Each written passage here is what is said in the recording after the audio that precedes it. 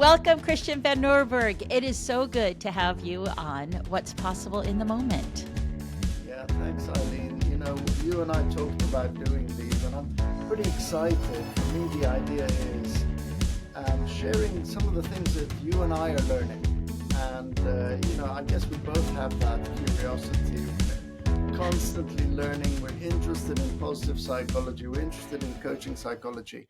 And I think it's fair for people to ask us, okay, you're learning all these different things, but which of these things are you actually using in your own lives? I couldn't agree more. And I don't know about you, there are things that I will hear myself as I'm working with a client. And in my head, I'm thinking, Ilene, you're not doing that. That's Yeah. something that you want to start to think about doing. And so I even feel conscious when I'm going to use your word from our last podcast, when I'm in alignment with how I'm showing up for a client and how I'm showing up for myself. And when I am showing up for a client differently than I show up for myself. So I love this topic where we do turn it on ourselves and think, what are we actually doing that we're trying to also put into the world?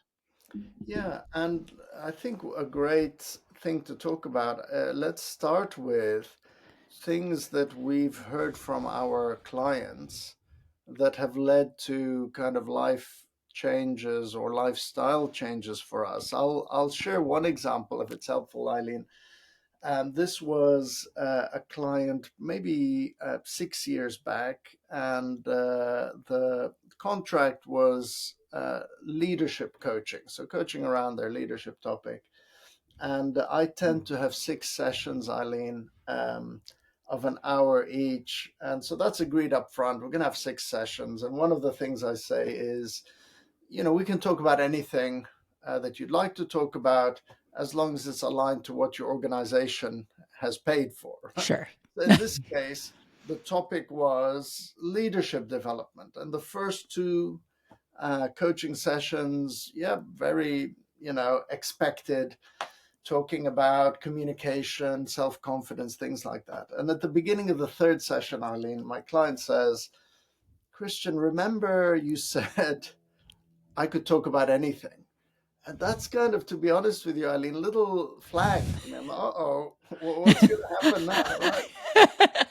But that's what I had agreed. I had agreed that. So I said, I did a little reminder. I said, anything you like, as long as it's related to you as a leader here, anything's okay. And the person said, I want to talk to you about how I feel about my weight.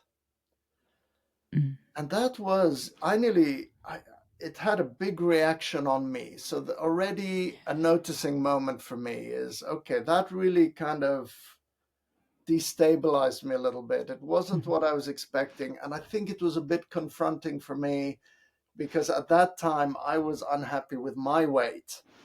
So there was that moment. And then we went through the whole coaching conversation. I think I regained my composure and got back into but I did notice that little. And then the things that my client was talking about, the strategies they were going to use, I thought, oh, wait a minute, I need to do some of these things. So I remember that was the beginning of some really significant changes I made. And it's fascinating. But for example, I cut out sugar from that session onwards. I cut out sugar. Wow. And so it's fascinating, Eileen, for us to think about what are the things we're learning through coaching others. Yeah. No, I love that. It does hold, I feel like every single client holds up a mirror for us. It really does. And in ways that, like you said, that can really catch you off guard. And I had a totally different coaching agreement, yet a similar impact on me. I often walk with my clients. So I started my practice from day one, 20 plus years ago, walking, just that movement. You and I were talking about how hopping on your motorcycle, it just shifts your energy. That's why I like to walk with clients. And happened to be walking along the beach. So we're in nature. It's just beautiful environment. And it's a woman who she had not finished college. She had a child and did not go back. I didn't know that at all as we're talking and walking. And I said to her, what in your life has felt like a missed opportunity? She said, Okay. well, I never finished life, or I didn't, not that she didn't finish life. She said, I never finished college. Yeah. And I said, oh, and I said, can you tell me more about that? And she talked a little bit, and you could tell there was still this yearning. And we kind of stopped right there. And I said, I'm curious, are, are you still breathing right now? And she said, yeah. And I said, so you're alive. You could Yeah. go to college now. And here she Yeah. has two kids who have graduated high school. She's a woman well into her 50s. And she's like, well, I could, but I've got this and that. And then all of a sudden, that mind chatter pops in. Yeah. Yeah. And I just held space as she went through it. Well, speed ahead, she ended up completely finishing, going back to school, finishing college, wanting to get a graduate degree. I don't believe she started that yet, but in psychology. However, I went home that day and it really sat in my gut. And I thought, hey, Ilene, that's real bold of you to ask her that. Yeah. Ask yourself that same question. And that's when Wow. I went back and actually got my master's in positive psychology. And so No way. MAP had been hanging over my head for Oh, wow. decades. I knew about it when I let's see, I got my first master's in counseling psychology, life transitions counseling, Yeah. way back end of the 90s. And I started reading articles, Ed Diener, Yeah. Chick Sent Me High, Marty, Yeah. all of those articles in my first master's program, but positive psychology wasn't its own field. Then I started learning more about it. Then it's like, Yeah. then all of a sudden the mind chatter. I have kids. I live in Oh, California. I can't fly to Philadelphia, all these right. things. And so I held on to it for decades. And then that moment was a pivotal moment for me where I thought, you cannot coach other people Yeah. unless you are going to be living that same kind of, putting yourself out there in the same kind of way. Yeah. And so I went back to school. Wow. Amazing, Eileen. And that took courage to ask the question. And it takes intellectual humility to think, well, does this apply to me as well? So I just wanted to acknowledge those things. And yeah, I'm wearing my Coach on a Motorcycle T-shirt, and on the back, it's got it says Route 66, and that's what I did last year, Eileen. Last year, I rode from Chicago right through to Santa Monica on a motorcycle. My lifelong dream. And Eileen, Wow. the it's same story as you, Eileen. I was coaching people who had this little timid voice of, I've always wanted to do this. I'm not sure when the time is, all the excuses, all the chatter. And, I thought, well, what I'm doing for clients is I'm really helping them to remember what their dreams are and just go do them. And then, that moment of realization of, wait a minute, Christian, you've got a dream from 40 years ago that you still haven't done. And that was what inspired me to say, I'm going to do it. And uh, I I got myself a coaching. I got myself a coach. My coach talked me through it. At the end of the coaching session, I still remember, like 3 years before I did it, I said, if I want to make this happen, I need to put it in my diary now. And I remember blocking out June 2024, Route 66. But that's what it took. I had to put it in my diary. We have to be careful, don't we, Eileen, of the one day I'm going to do X, Y, and Z. And that one day either never comes or it becomes less and less likely if you don't just go for it. Exactly. That gives me absolute chills. I just want to hear, how did you feel after you did it? Oh, well, this is something that I did want to share. About one of the ideas I've got, Eileen, is that we know there are things that boost our well-being, right? And my question is, how do we amplify those things? How can we get the most, really get as much as we can from these things? So I was very intentional with Route 66 to get as much as I can beforehand. So what I was doing, Mm. Eileen, anticipating, imagining, reading books about Route 66. I have a friend of mine, in fact, Dr. Jolanta Berg, got me like an atlas of Route 66 that's alphabetical.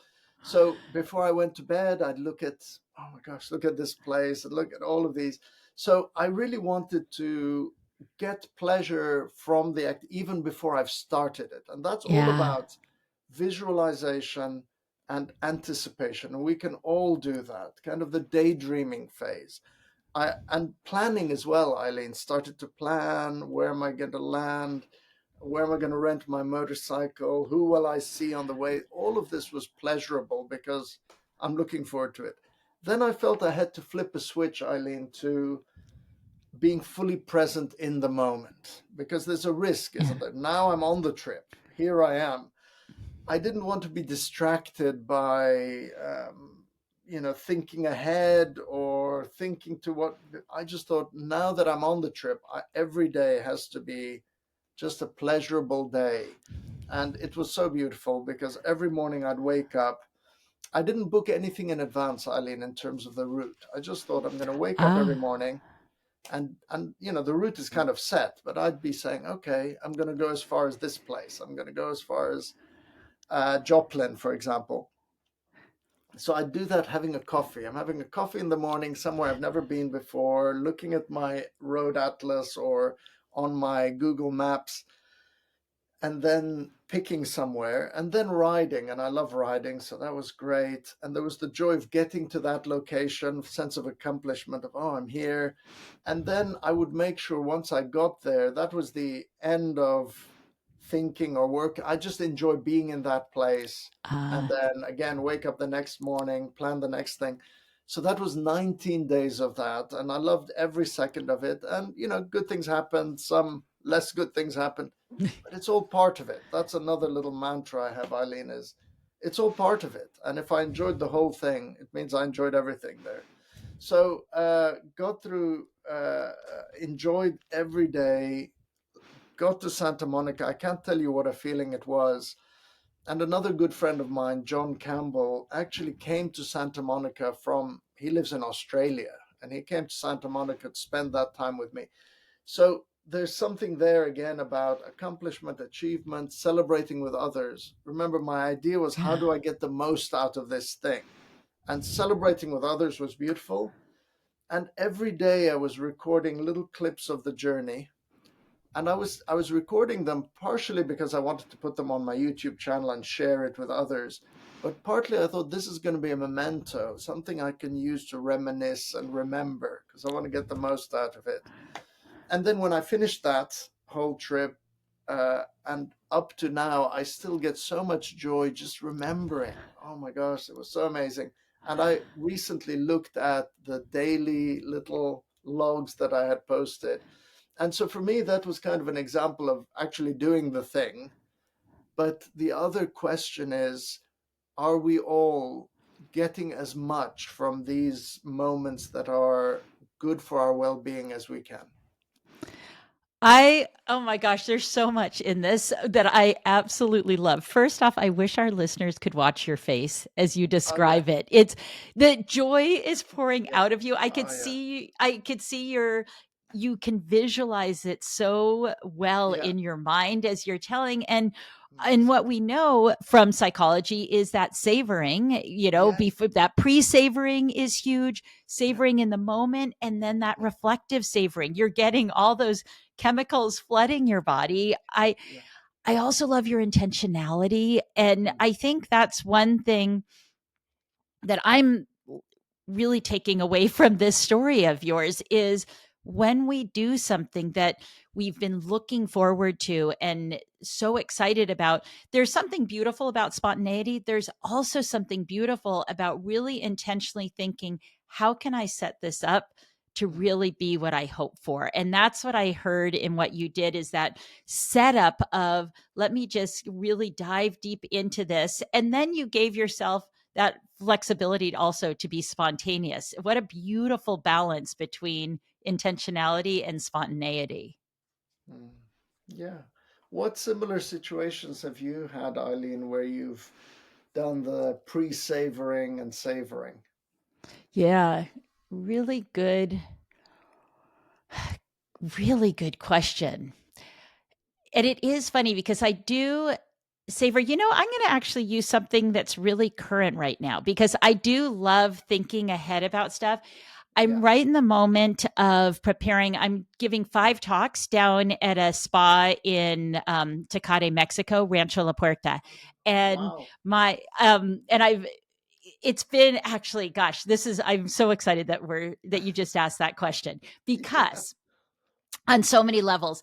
My dad used to speak down there when I was a child, and Wow. I got to go and watch him speak. So it has No always way. been a dream of mine to be Oh, able wow. to one day go back as a speaker. It's just this Yeah. magical, beautiful place of well being. And Yeah. so, speed ahead, right before I started MAP, I said to my husband, when I'm done, I would love to start going to some of the well being spas to be able to share the science of well Yeah. being, because I feel like it's an audience that is craving Yeah. this knowledge, how to live with, how to flourish, how to thrive, how to have tools to struggle well. So it's not all that positive stuff too. It's life is real. So who's that audience? And Yeah. these spas tend to have that audience. So I had said to him, I want to be doing more of that. And the first place that I want to start is Rancho La Puerta because that's where my dad was, and it just Wow. has such a special place in my heart.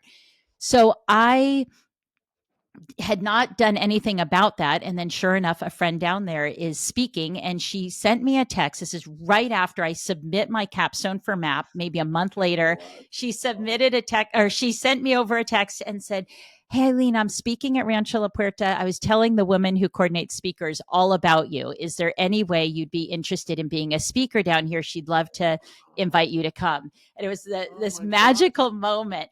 So I had kind of that I can't even call it pre-savoring, but it was that visualizing of Yeah. this is something I really want. And I had that hope for. And now I'm 2.5 weeks away from actually No doing it. The way. time is finally here. And I really have been thinking about how how do I want to show up? What Yeah. do I hope for from this experience? Yes. And most importantly, what do I hope that I can share with the guests who come to my sessions? I'll be doing 5 different topics, and during the course of the Wow. week, 5 sessions. And what do I hope for them? And to your point, what do I hope to learn from them? Just to be Yes. a sponge in the environment.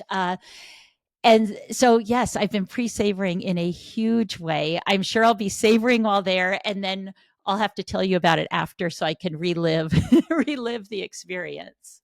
Yeah, I think that's the perfect example for our listeners here now is, we know the things that we all know the things that give us those positive moments. And there's all sorts of moments in our lives. There's those moments that kind of lift us up, and there's the moments which are more challenging. And so the question isn't to try and make sure all of our moments are like that, because that's not real life, right? But Not at the all. the real life part of it could be that the ones that we know we have them, let's get as much as we can from those to really give us the resources Yeah. to deal with situations that aren't going to be as fulfilling or uplifting. And I do love that story, and I can tell from listening to you as well, Eileen, how important it is. There's that family connection. There's somebody you really admire who did something there. That sense of one day I want to do that, and that's you've captured it exactly. And for our listeners, my invitation is, what are those things where you've been saying to yourself for some time, one day I'm going to do this thing, and what can you do now to increase the chances of that thing happening? I think is a interesting question, especially if you're a coach. If you're a Yeah. coach and we coach others. So Eileen, may be a topic for a future one of our quick conversations, and something I've been really thinking about a lot is the extent to which we as coaches need to be role models. And I'm really not sure when I say that. I'm thinking, sometimes I think, yes, we have to be role models. And sometimes I think, well, that's not really our role. Our role is simply a conversational partner. But I'd be interested in exploring what you think about the extent to which we're role models for our Yeah. clients. Yeah. Yes, I think that is a great conversation. And all of a sudden, Robert popped into my head. I'm thinking, I'd be curious if Robert would push back on that or not. And when I say Robert, Robert B. Swastiner, who loves to have that, what I think it would be an interesting conversation for the three of us. I I want to say, yes, I agree with you. And I'm going to go back to the topic of this whole conversation. What have we learned from our clients? And I think as humans, we're all role models for each other. Yeah, yeah, I love that And idea. so when we think about learning from our clients, they're paving the way for us just as we're asking questions that hopefully open up their universe. Yeah, yeah, and the word role model is a curious one as well, because somebody could say, okay, even if you are what are you role modeling, right? Mhm. So it could be role modeling how to deal with adversity. It could be role modeling how to stay grounded during times of challenge. But that doesn't just apply to the coach, Eileen, you're right. Yeah. Yeah. In a way, Yeah. people are role modeling to one another. So yeah, I love that idea too. And it's been wonderful to work with Robert Biswastiner.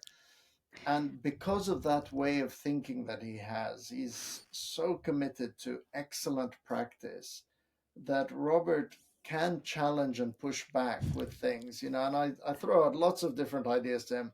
Some of them resonate with him, and he'll give me lots of research reasons why that's a correct thing. And other times he'll push back hard and say, "Oh, what makes you say that? And what's your evidence for that?" So he's a wonderful thought partner in that way. I'm sure. Well, and it's funny because I'm loving his positive provocation book, and I Yeah. constantly am going through it because it challenges my thinking a lot because I tend to not think the way that he thinks, and Yeah. so it's good for my brain to be challenged in that way.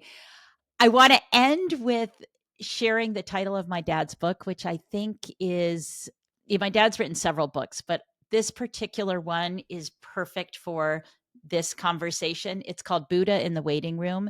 My dad was a Western trained physician and obstetrician gynecologist. And to the day he passed away, he always said he learned more from his patients than he ever gave. And I think that Oh, really captures our conversation. wow, what a beautiful way to honor that legacy. And yeah, it's a beautiful way to capture what we've been talking about. I love that idea. Buddha in the waiting room. I'm going to have to send you a copy. So I cannot thank you enough. Christian, just so our listeners know, Christian is going from activity to activity to activity because he is on a book tour for Radical Listing. He has two books out right now, also the Effective Reflective Practice. And you would never know it. You are always so present, so here in the moment. And I'm grateful for you. Thank you. Thank you so much, Eileen. And I just wanted to say that one of the things I've learned is to manage my energy in an intentional way. So that's what we were talking about, wasn't it, Eileen, before we recorded? Is I had a session between 1 and 2 my time here, and I had a little bit of a gap between that and this conversation. And I thought, what's the best thing I can do to be in the right frame of mind? And for me, that was get on my motorcycle. But not only that, get on my motorcycle and go see my son who works not that far away. And that really gave me another boost of energy. And I thought, yeah, I'm going to be really up for this conversation. My choice, Eileen, was I've got quite a lot of unanswered emails in my inbox as well. So that would have been maybe a more rational decision, is to say, let me work through my emails between these two sessions. But if I think about the kind of energy that I wanted to bring to this conversation, the motorcycle journey and spending some time with my son was exactly the right thing to do. I I love that. I feel like that's our next mini-sode is how to manage your energy well, because I think too many of us think, let's just plow through the emails. And that's the choice many of us make. And then it doesn't allow you to show up as your best self. And it's not taking care of yourself. So, Okay, next minute. Excellent. We've got the topic. Thank you so much, Christian. Thanks, Ilene.